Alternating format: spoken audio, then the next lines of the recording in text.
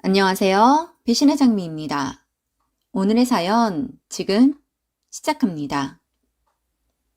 저는 얼마 전 파혼을 했습니다. 제가 이 일을 겪기 전까지만 해도 파혼은 그저 남의 일이라고만 생각했고 저에겐 핑크빛 실크로드만 펼쳐져 있을 거라고 생각했었습니다. 그런데 막상 뚜껑을 열고 보니 그곳은 실크로드가 아니라 지옥으로 가는 길이었다는 것을 알게 되어버렸지요. 남자친구는 절대 그럴 일이 없을 거라며 끝까지 저를 붙잡았지만 저도 저희 부모님도 한순간에 제가 나락으로 떨어질 것이라는 것을 알았기에 어떠한 이견도 없이 파혼을 하게 되었습니다.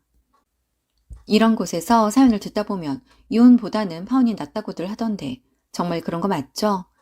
이후 누군가를 다시 만나게 된다면 당연히 파혼 이야기를 하겠지만 괜히 찜찜하고 지금까지 티끌 하나 없던 제 인생에 오점을 남긴 것 같은 기분을 지울 수가 없어 억울하게만 합니다. 남자친구와 연애를 하면서 내가 누군가에게 이토록 사랑을 받을 수 있고 내가 누군가에게 절대적으로 필요한 사람이라는 것을 처음으로 느꼈었습니다. 물론 이전에도 다른 남자친구들을 만나 보았었지만 그땐 어렸을 때여서인지 서로의 감정에 충실하다 조금 맞지 않다 느껴지고 자주 부딪히면 서로를 이해하려기보다 헤어지곤 했었거든요.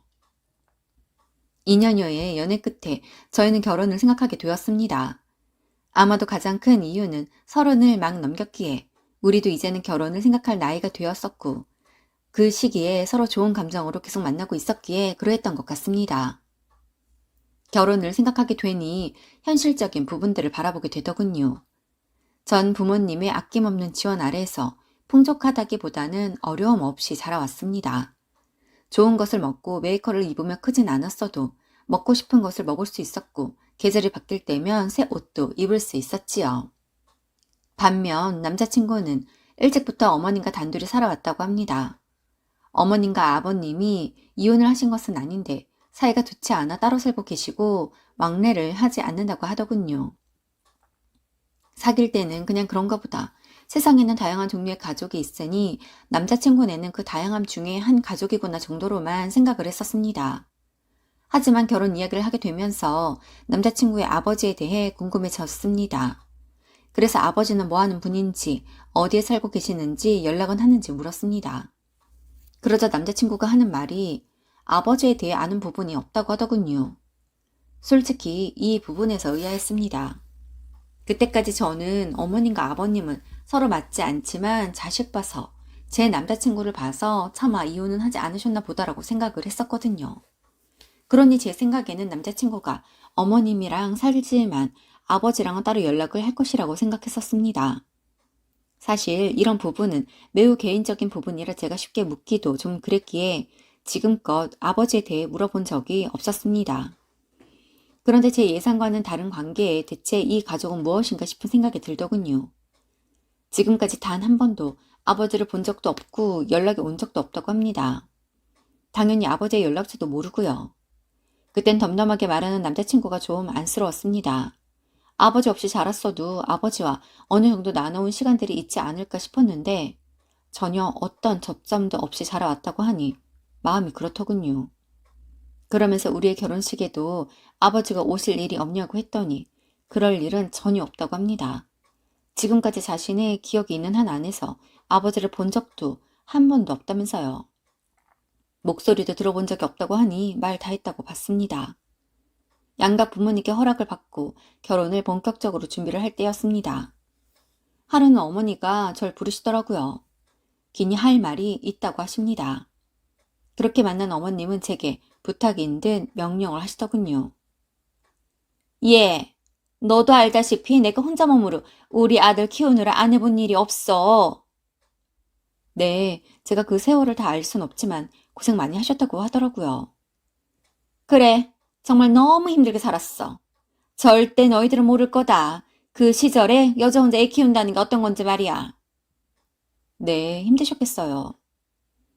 그래서 우리 아들이 날 정말 끔찍히 아끼고 생각해. 그런 것 같더라고요. 원래도 부모 자식 간이 그런데 오빠랑 어머님은 더욱 그러실 것 같아요. 우리 아들이 취직하고 나서도 내가 정말 열심히 일을 했었어. 그런데 그때 내가 좀 아팠거든. 뭐 갱년기가 오기도 했지만 건강이 안 좋기도 했어. 그래서 그때 일을 잠시 쉬었었는데 내 평생 처음 쉬다 보니 더 이상 일을 하기가 싫더라고.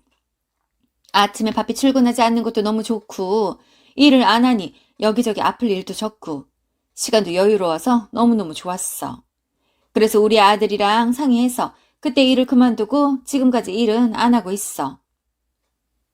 네, 그런데 지금 이 이야기를 왜 해주시는 거예요?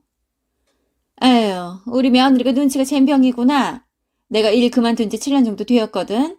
이제 와서 일을 할 순 없어. 무슨 말인지 알지? 지금은 우리 아들이 생활비며 내 용돈이며 다 주고 있거든. 그런데 너희가 결혼을 하면 아무래도 새로운 가정을 이루는 것이니 우리 아들이 벌어오는 돈도 너희가 다 공유할 거 아니니? 그러면 나한테 오는 돈이 네 입장에서 탐탁찮을 수도 있어. 그럴 수 있다고 생각해. 그런데 말이다. 그 돈을 내가 받는 건 너무나 당연한 거야. 이걸 드려야 하나 말아야 하나가 아니라 당연한 돈이라고. 그러니 처음부터 너희가 같이 버는 돈에서 내 생활비랑 용돈만큼은 없는 돈이다 생각하고 생활하는 게 나을 거야. 내가 미리 팁을 알려주는 거니까 명심해. 라고 하십니다. 뭐라고 이야기를 하고 싶은데 여태 그렇게 생활을 해왔다고 하니 제가 된다 안 된다 말하기도 그렇고 이 부분에 대해서는 남자친구와 이야기를 잘 해봐야겠다 싶었습니다. 그런데 어머님이 제 속마음을 알아채기라도 한 듯 함부로 지금 이 생활을 네가 흔들려고 하면 안 되는 거야. 무슨 말인지 알지? 그러면 우리는 시작부터 서로 고달픈 관계가 되는 거야. 라고 하고는 자리를 일어나 가십니다. 혼란스럽더군요.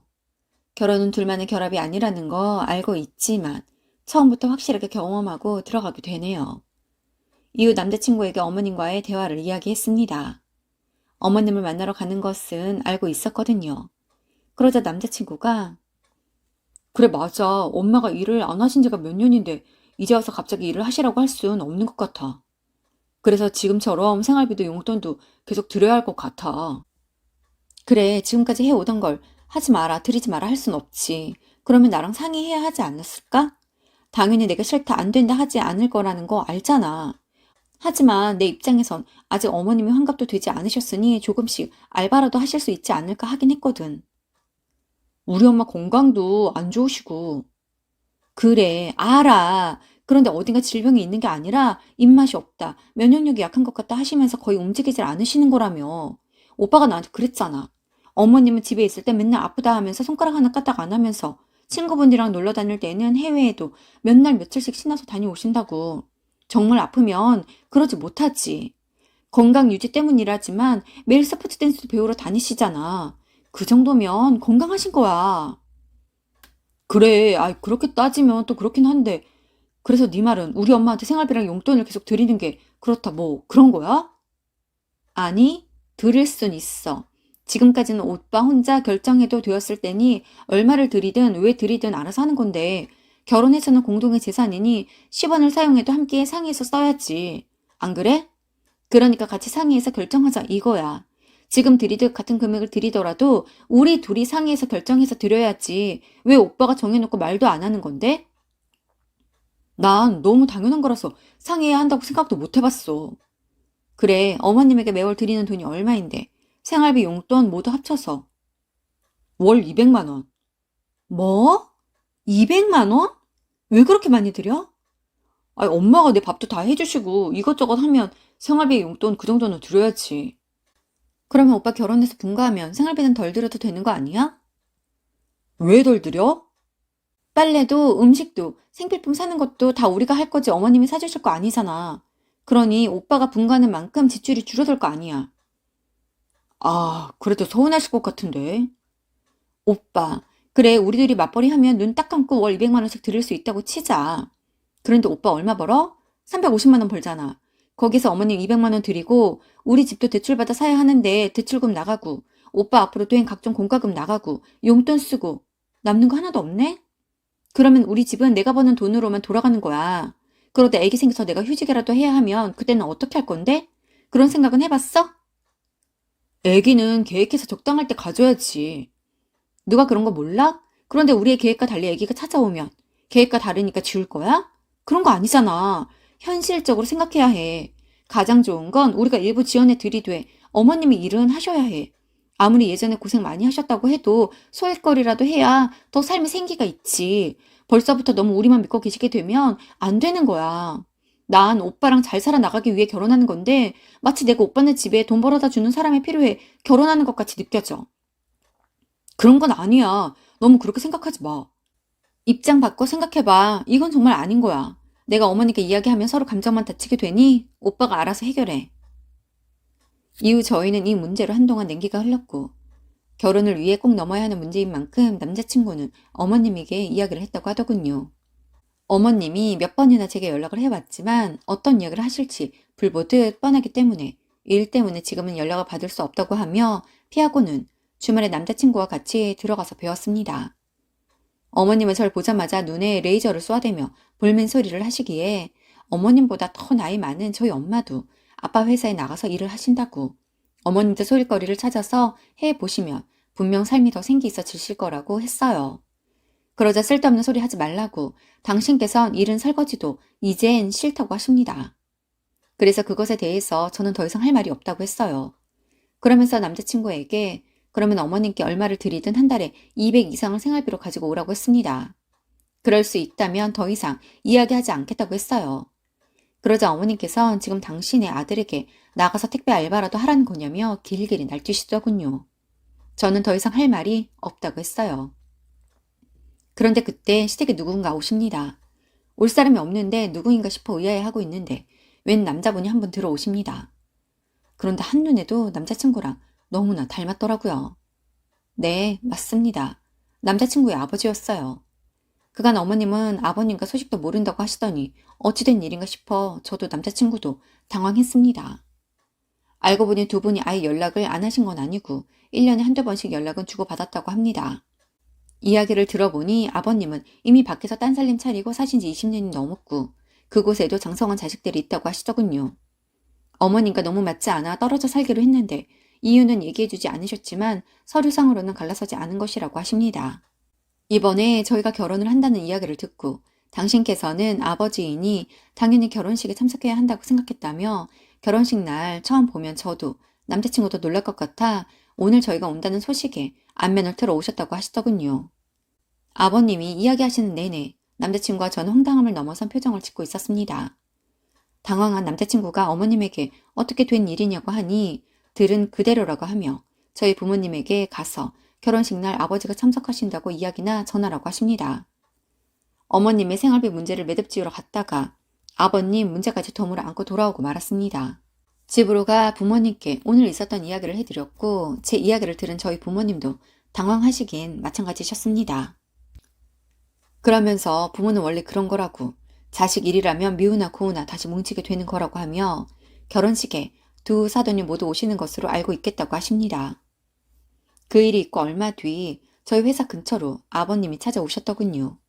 솔직히 이때 소름이 돋았습니다. 저희 회사를 어떻게 알았나 싶더라고요. 점심 식사를 마치고 복귀를 하려는데 회사 정문에서 마주친 아버님의 얼굴이 아직도 섬뜩합니다. 절 보고 반갑게 웃으시는데 전 전혀 반갑지가 않았거든요. 다정히 제 이름을 부르며 잠시 대화를 좀 하자고 하는데 저도 모르게 첫마디가 제 회사 어떻게 하셨어요? 라고 물었습니다. 그러자 아버님께서 아이 뭐 그런 거 알아내는 게 어렵겠니? 너 좀 무례하구나. 어른을 이렇게 길에 세워두고 말이다. 가까운데 잠시 들어가서 이야기 좀 하자. 라고 하시더니 회사 근처 카페로 걸어가십니다. 얼떨결에 아버님을 따라 카페로 갔고 남자친구에게 아버님이 오신 것을 알렸습니다. 그런데 남자친구가 그날따라 외근 중이었는데 그쪽 회사 사람들과 점심 식사 중인지 제 연락을 보지 않더라고요. 20분 안에 업무 시작이라 오래 이야기할 시간은 없다고 말씀드렸습니다. 그러자 아버님께서 알겠다고 자신도 뒤에 일이 있어서 할 말만 하고 가겠다고 합니다. 그간 내가 우리 아들을 못 보고 산 세월이 길지만 그래도 난 아버지로서 아들이 잘 되기만을 바랬어. 여러 사정이 있어 얼굴 한번 제대로 못 보고 지냈지만 말이야. 그런 아들이 장성을 해서 장가를 간다니 얼마나 기특한지 모른단다. 네, 하실 말씀이 따로 있으실 것 같은데 간략하게 이야기해 주실 수 있을까요? 곧 올라가야 해서요. 그래, 단도직입적으로 이야기하마. 너희 결혼도 결혼인데 지금 내가 마누라도 따로 있고 자식도 둘이나 더 있어. 너희 남편 동생 말이다. 마침 얼마 뒤 결혼을 할 예정이야. 네? 20살 간 넘었다고 들은 것 같은데. 그렇게 되었어. 애가 생겼거든. 그래서 말인데 너희 결혼 자금에서 절반만 떼어서 동생 도와주면 참 고맙겠구나. 형이 되어서 동생한테 그 정도도 못하겠니? 있는 거 다 내놓으란 것도 아니고 반씩 나누자는 건데. 지금 제가 무슨 말을 들은 건가 너무 황당하더군요. 그래서 네? 뭐라고요? 지금 저한테 무슨 말을 하시는 거예요? 그리고 그런 얘기는 제가 아니라 오빠한테 직접 하셔야 하는 거 아닌가요? 그렇다고 해도 제가 허락하지도 않겠지만요. 허! 아무튼 난 이야기했다. 그러면 그런 줄 알고 일어서야지. 저기요. 저기요? 어디 시아버지한테 저기요? 저기요. 전 그쪽을 시아버지라고 생각하지 않습니다. 엄연히 가족관계 증명서상 나는 아버지야. 난 애엄마랑 이혼도 하지 않았다고. 그건 그쪽들 사정이고요. 아무튼 저한텐 시아버지는 아니십니다. 안 그래도 어머님 때문에 제가 고민이 깊은데 그쪽까지 이러시니 제가 결정 내리기 더 쉬워졌네요. 저희 결혼하지 않으니 작은 아들 결혼 준비 자금은 큰아들에게 가서 이야기해보시던지요. 그럼 전 일어나겠습니다. 라고 하고 자리를 일어서 나왔습니다. 그리고 남자친구에게 우리의 결혼은 없던 일로 하자고 통보를 했어요. 이후 일을 마치고 제 연락을 확인한 남자친구가 전화와 문자를 수십 통을 보내었더군요. 이러쿵저러쿵 이야기하고 싶지도 않아서 아버님에게 알아보라고 했습니다. 난 어머님 생활비도 못 드리겠고 동생 결혼 자금도 줄 수 없다고 했어요. 결과적으로 그 일을 계기로 파혼을 하게 되었습니다. 남자친구가 주변을 정리하겠다고 결혼해서 부모님으로 인해 어떤 피해도 어려움도 없게 자신이 다 알아서 하겠다고 했지만 제가 만나본 두 분은 결코 절대 남자친구가 막을 수 없는 그런 분들이었습니다. 완전 무대뽀였거든요. 그날로 전 저희 부모님에게도 모든 사실을 말씀드렸고 저희 부모님께서는 처음엔 화가 난 듯 하셨지만 그런 모든 사실을 일찍 알게 된 것만으로도 너무나 다행이라고 하시며 며칠 전 꿈에 돌아가신 할머니가 나오셔서 등을 두드려 주셨었다며 할머니가 절 도운 것 같다고 하십니다. 파혼을 결정하고도 한동안은 남자친구가 계속해서 연락도 오고 저희 집에도 찾아왔지만 저희 아빠가 따끔하게 이야기해서 돌려보낸 뒤로 모든 관계가 정리되었습니다. 이제와 생각해보면 어머님의 사정은 이미 다 알고 있었던 것이니 제가 어느 정도 감수하고 결혼을 했더라면 결혼 이후에 아버님과 관련된 일들이 터졌을 수도 있겠지요. 그나마 감사한 건 생각이 깊지 못한 어머님으로 인해 결혼 전에 모든 것을 알게 되어 제가 그 집 구석에서 발을 뺄 수 있었다는 거네요. 이번 일을 겪으면서 결혼은 정말 쉽지 않은 것이구나. 그리고 정말 집안 대 집안의 결합인 만큼 비슷한 환경의 가정이 만나야 한다는 어른들의 말씀이 정말 찰떡이라는 것을 느끼게 되었습니다. 오늘도 함께 해주셔서 감사합니다. 지금까지 배신의 장미였습니다.